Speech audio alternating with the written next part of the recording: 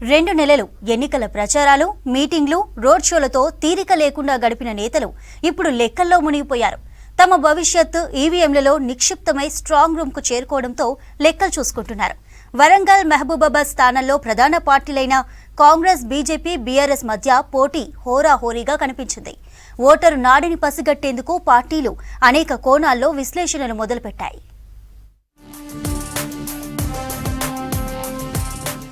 వరంగల్, మహబూబాబాద్ లోక్సభ ఎన్నికలు సజావుగా ముగిశాయి. ఓటర్ల తీర్పు స్ట్రాంగ్ రూమ్లకు చేరుకుంది. 3 అంచెల భద్రతలో పహారా కాస్తున్నాయి సాయుధ బలగాలు. 2-3 నెలలుగా బరిలో నిలిచిన అభ్యర్థులతో పాటు ఆ పార్లమెంట్ పరిధిలోని ఎమ్మెల్యేలు గెలుపు కోసం సర్వశక్తులు ఒడ్డారు. పోలింగ్ ముగియడంతో ఓటింగ్ సరళి, కొన్ని ప్రాంతాల్లో పెరిగిన ఓటింగ్, మరికొన్ని చోట్ల ఓటింగ్ తగ్గడం లాంటి అంశాలను లెక్కలోకి తీసుకుని ఓ అంచనాకు వచ్చేందుకు కుస్తీ పడుతున్నారు.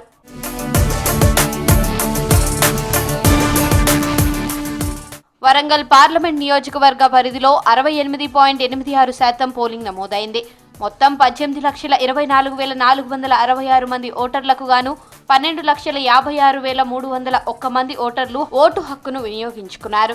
ఇక పార్లమెంట్ సెగ్మెంట్ పరిధిలోని ఆయా అసెంబ్లీ నియోజకవర్గాల వారీగా పోలైన ఓటింగ్ ను పరిశీలిస్తే స్టేషన్ ఘన్పూర్ అసెంబ్లీ సెగ్మెంట్లో మొత్తం 2,54,110 మంది ఓటర్లకు గాను 2,158 మంది ఓటర్లు అంటే 78.77% ఓటు హక్కు వినియోగించుకున్నారు.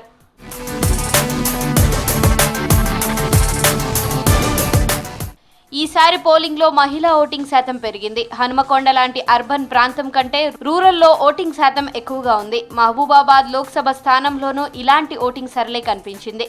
ఇలాంటి లెక్కలే తీసుకుని అన్ని పార్టీల అభ్యర్థులు, నాయకులు ఓటింగ్ పై పలు కోణాల్లో విశ్లేషణలు కొనసాగిస్తున్నారు. ఈ 2 లోక్సభ స్థానాల్లో ఎవరు విజయం సాధిస్తారనే దానికి లెక్కలు వేసుకుంటున్నారు. వరంగల్లో అభ్యర్థి కడియం కావ్యకు కలిసొచ్చే అంశాలేంటనే కోణంలో ఆమె తండ్రి, స్టేషన్ ఘన్పూర్ ఎమ్మెల్యే కడియం శ్రీహరి పార్టీలోని తన సన్నిహితులతో పోలింగ్ సరళిపై సమీక్షించినట్లు తెలుస్తుంది. లోక్సభ పరిధిలోనే అత్యధికంగా ఆయన నియోజకవర్గమైన స్టేషన్ ఘన్పూర్లో 78.77% పోలింగ్ నమోదైంది. ఇది పూర్తి అనుకూలమని భావిస్తున్నారు.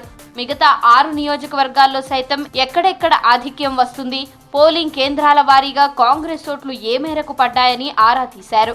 7 సెగ్మెంట్లలో ఆధిక్యం సాధించి గెలవబోతున్నామనే ధీమాతో ఆ పార్టీ అభ్యర్థి కావ్య తమ అనుచరుల వద్ద ధీమా వ్యక్తం చేస్తున్నట్లు సమాచారం.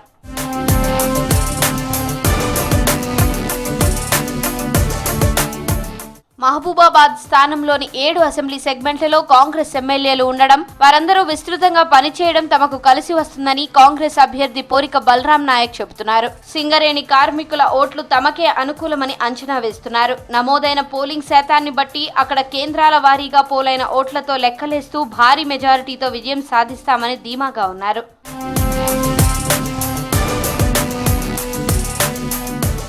వరంగల్ బీఆర్ఎస్ అభ్యర్థి మారపల్లి సుధీర్ కుమార్, మాజీ మంత్రి ఎర్రబెల్లి దయాకర్ రావు, మాజీ చీఫ్ విప్ దాస్యం వినయ్ భాస్కర్, ఇతర మాజీ ఎమ్మెల్యేలతో పోలింగ్ సరళిపై విశ్లేషణ చేశారు. నియోజకవర్గాల వారీగా గత అసెంబ్లీ ఎన్నికల్లో పడ్డ ఓట్లను, ఇప్పటి పోలింగ్ శాతాన్ని పరిశీలిస్తూ తమ పార్టీకు ఏ మేరకు ప్రజలు మొగ్గు చూపారనే కోణంలో లెక్కలు వేసుకుని అంచనాకు వచ్చినట్లు తెలుస్తోంది.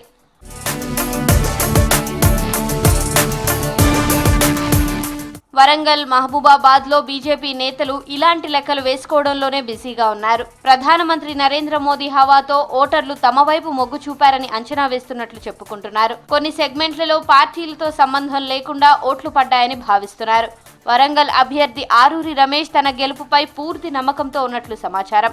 వరంగల్ నగరంతో పాటు పరకాల, భూపాలపల్లి లాంటి పట్టణాల్లో యువత, వ్యాపార వర్గాలు ఓట్లు వేశాయనే కోణంలో విశ్లేషించుకున్నట్లు ఆ పార్టీ వర్గాలు చెబుతున్నాయి.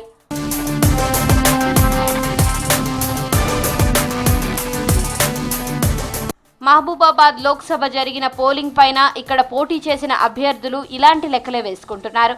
కాంగ్రెస్ పార్టీ నుంచి కేంద్ర మాజీ మంత్రి బలరాం నాయక్ బరిలో ఉన్నారు.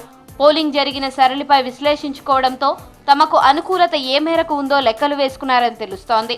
7 నియోజకవర్గాల్లో కాంగ్రెస్ ఎమ్మెల్యేలు ఉండడం, రాష్ట్రంలో ప్రభుత్వం 6 గ్యారంటీల అమలుపై ప్రజల్లో మంచి స్పందన తనకు భారీ మెజారిటీ తెచ్చిపెడుతుందని తన అనుచరుల వద్ద ధీమా వ్యక్తం చేస్తున్నారట బలరాం నాయక్.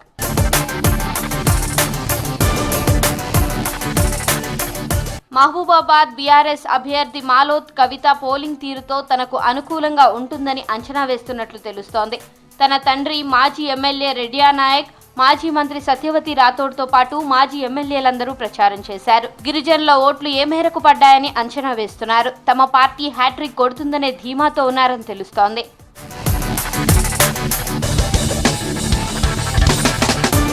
బీజేపీ మహబూబాబాద్ అభ్యర్థి మాజీ ఎంపీ సీతారాం నాయక్ ప్రధాని మోదీ జోరు తనకు కలిసొస్తుందని నమ్ముతున్నారు. ఈసారి నియోజకవర్గంలో మోదీ చరిష్మా ఓట్లు రాలుస్తుందని విశ్లేషిస్తున్నట్లు సమాచారం. యువత, వ్యాపారులు, విద్యావంతులు తమ వైపు మొగ్గు చూపారనే భావనతో ఉన్నారు. బూత్ల వారీగా పోలైన ఓట్ల ప్రకారం ఎంత మేరకు తమకు ఓటింగ్ అనుకూలంగా పడిందో ఓ అంచనా వేస్తున్నట్లు తెలుస్తోంది.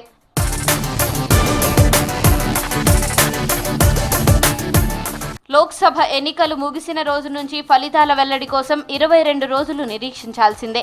దేశంలో అన్ని దశల్లో పూర్తయ్యాక జూన్ 4న ఓట్ల లెక్కింపు చేపట్టి అదే రోజు ఫలితాలు వెల్లడించనున్నారు. అప్పటి వరకు ఈ లెక్కలు, విశ్లేషణలతో అభ్యర్థులు టెన్షన్ పడాల్సిందే.